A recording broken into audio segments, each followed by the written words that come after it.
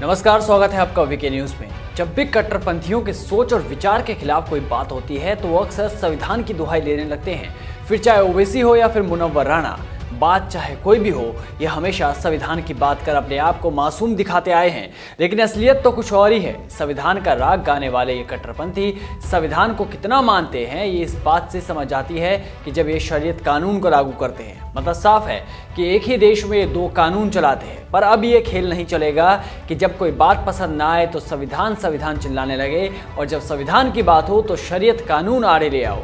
आपको ये तो पता ही होगा कि मुस्लिम समाज में एक पुरुष बहुविवाह कर सकता है, यानी एक से ज़्यादा शादियां कर सकता है। इन लोगों के हिसाब से ये शरीयत कानून में है। पर अब इस कानून को सुप्रीम कोर्ट में चुनौती दी गई है। दरअसल सुप्रीम कोर्ट में याचिकाकर्ताओं ने याचिका दी है और उसमें कहा गया है कि एक समुदाय को द्विविवाह की इजाज़त नहीं दी जा सकती है, जबकि अन्य धर्मों में इस तरह बहुविवाह पर पूरी तरह से प्रतिबंध है। इसके साथ ही याचिका में गुहार लगाई गई है कि आईपीसी की धारा 494 और शरीयत लॉ की धारा 2 के उस प्रावधान को गैर संवैधानिक करार दिया जाए जिसके तहत मुस्लिम पुरुष को एक से ज्यादा शादी करने की इजाजत दी गई है। सीधी सी बात है कि जब पूरे देश में एक कानून लागू है तो फिर शरीयत कानून की जरूरत ही क्या है? ये बड़ा सवाल है। जब बाकी धर्मों में एक से ज्यादा शादी करने पर बैन है तो सिर्फ मुस्लिम समुदाय को ये छूट क्यों?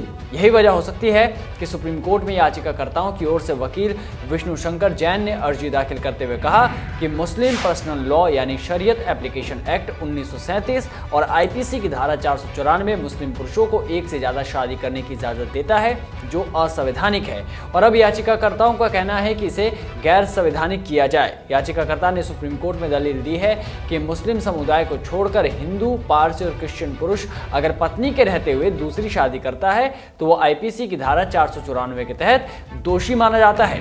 इस तरह देखा जाए तो धर्म के नाम पर दूसरी शादी की इजाजत देना आईपीसी के प्रावधानों में भेदभाव है।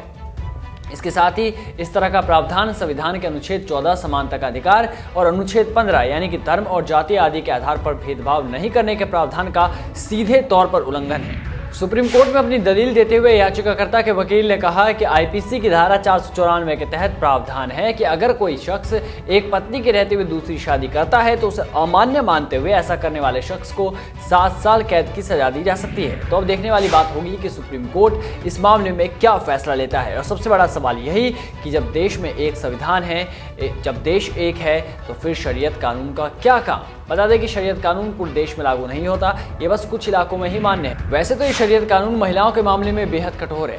शरीयत कानून के बलात्कार करने पर सर कलम कर देने की सजा है, पर यह कानून कुछ मुस्लिम देशों में ही देखने को मिलेगा। मतलब साफ है कि शादी करनी हो तो शरीयत कानून और लव जिहाद कर बचना हो तो भारतीय संविधान का हवाला। बता दें कि मुस्लिम पर्सनल लॉ एप्लीकेशन एक्ट साल 1937 में पास हुआ, जब इस देश में अंग्रेजों का राज था। इसके लिए एक सिविल कोड तैयार हुआ और फिर 1937 से ही मुस्लिमों की शादी, तलाक, विरासत और पारिवारिक विवादों के फैसले इस एक्ट के तहत ही होते हैं। खास बात यह है कि इस एक्ट के मुताबिक व्यक्तिगत विवादों में सरकार दखल नहीं दे सकती।